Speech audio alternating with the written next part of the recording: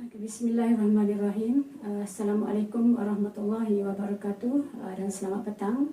Saya Cikgu Cik Norma binti Cik Siddiq daripada Sekolah Menengah Kebangsaan Mulong, Kota Baharu, Kelantan.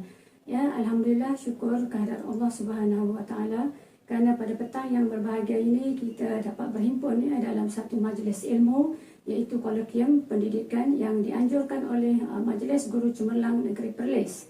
Ya, saya sangat berbesar hati kerana dapat turut serta dalam majlis ini bagi berkongsi idea dalam PDP, khususnya bagi mata pelajaran kimia yang berkaitan dengan kaedah analogi. Ya, tajuk yang saya akan kongsikan pada petang ini adalah meningkatkan penguasaan penyediaan garam terlarutkan melalui kaedah analogi. Ya, sebagai pengenalan, garam merupakan subtopik kepada mata pelajaran kimia tingkatan 4 di bawah bidang pembelajaran 6.0, iaitu tajuk asid base dan garam. Dan topik ini berada di tema 3, iaitu interaksi antara jirim. Sebagai pengenalan juga, garam terbahagi kepada dua jenis dari segi keterlarutan. Ya.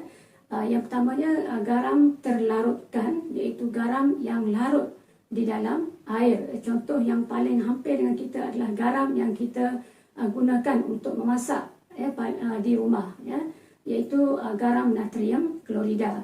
Manakala garam tak terlarutkan adalah garam yang tidak larut dalam air. Contohnya adalah kalsium karbonat atau lebih dikenali sebagai marmar.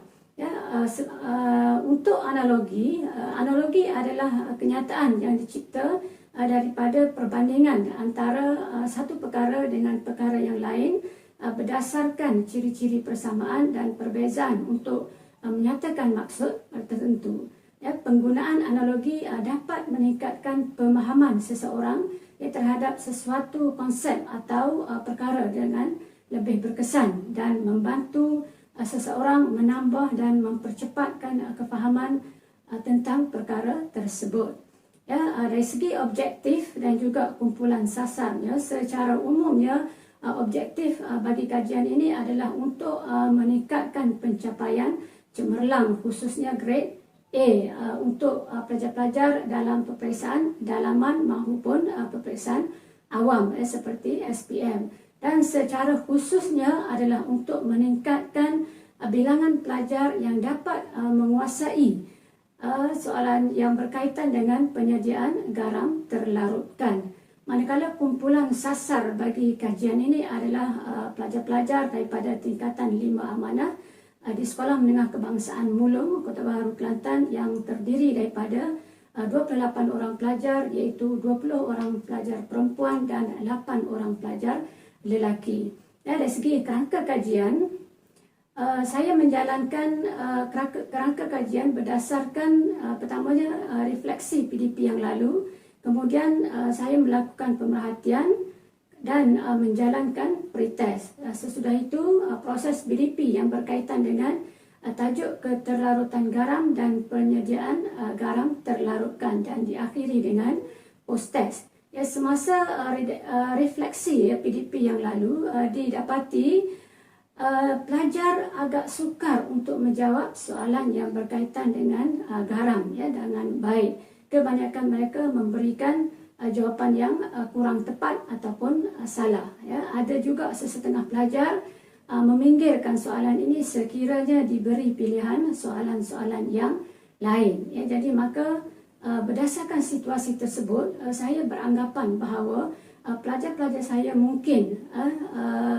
kurang minat terhadap tajuk tersebut kerana pertamanya mungkin saya mengajar tanpa mengambil kira aras kecerdasan pelajar yang berbeza, dan juga mungkin saya mengamalkan amalan PDP yang agak cepat dengan wajah yang mungkin agak serius, yang mungkin menyebabkan pelajar-pelajar belajar dalam keadaan stres dan juga mungkin rasa bosan. Dan satu lagi mungkin juga saya kurang memberi peluang untuk pelajar bertanya dan juga mungkin kurang komunikasi yang berkesan. Dari segi pemerhatian juga, saya dapati pelajar-pelajar menunjukkan minat yang agak kurang dan agak pasif apabila diajukan soalan-soalan yang berkaitan dengan garam. Ya, mereka kurang bertanya walaupun jelas pada riak wajah mereka, mereka tidak memahami apa yang dipelajari. Apatah lagi sekiranya tajuk ini diajarkan pada waktu tengah hari. Pada permulaan PDP, pelajar diberikan satu set ujian pra yang berkaitan dengan garam dan penyediaan garam terlarutkan. Ini adalah permulaan kepada kajian, di mana pada awal proses ataupun kerangka kajian tadi, saya menjalankan ujian pra, yang mana ujian tersebut mengandungi 3 soalan yang jumlah markah keseluruhannya adalah 20 markah. Sesudah ujian pra dijalankan, pada PDP yang berikutnya, pelajar dijelaskan bagaimana menyediakan garam terlarutkan melalui eksperimen. Dan saya cuba memudahkan penerangan tersebut melalui kaedah analogi, iaitu bagaimana membuat air teh. Daripada analogi tersebut, pelajar menjalankan sendiri eksperimen menyediakan garam terlarutkan. Melalui slide PowerPoint yang dipaparkan ini, saya menunjukkan kepada pelajar bagaimana kaedah menyediakan garam terlarutkan yang dianalogikan dengan kaedah menyediakan air teh. Contohnya untuk penyediaan garam terlarutkan kuprom 2 sulfat, iaitu terdapat 2 jenis kuprom yang boleh digunakan untuk menyediakan garam kuprom 2 sulfat, iaitu serbuk kuprom 2 oksida ataupun serbuk kuprom 2 karbonat. Jadi ini adalah tehnya, kuprom 2 oksida ataupun kuprom 2 sulfat. Manakala asid yang digunakan adalah asid sulfurik, kerana garam yang kita nak sediakan adalah garam sulfat. Jadi sekiranya kita hendak menyediakan garam klorida, maka asid yang kita gunakan adalah asid hidroklorik. Begitu juga sekiranya kita nak menyediakan garam nitrat, maka asid yang kita gunakan adalah asid nitrit. Jadi kedua-dua asid ini kita analogikan sebagai airnya. So dalam slide PowerPoint yang saya paparkan ini juga, ia menunjukkan bagaimana penyediaan garam terlarutkan dianalogikan dengan penyediaan air teh. Contohnya dalam penyediaan air teh, apa yang kita perlu buat adalah yang pertama, masukkan air ke dalam cerik dan kemudian panaskan. Kemudian pindahkan air tersebut ke dalam jug dan masukkan serbuk teh ke dalam air. Kemudian kita kacau dengan sudu dan tapiskan ke dalam cawan. Jadi hasil di dalam cawan adalah air teh. Begitu juga dengan penyediaan garam terlarutkan, di mana kita masukkan asid sulfurik ke dalam bikar dan dipanaskan. Kemudian masukkan serbuk kuprom 2 oksida atau serbuk kuprom 2 karbonat ke dalam asid tersebut.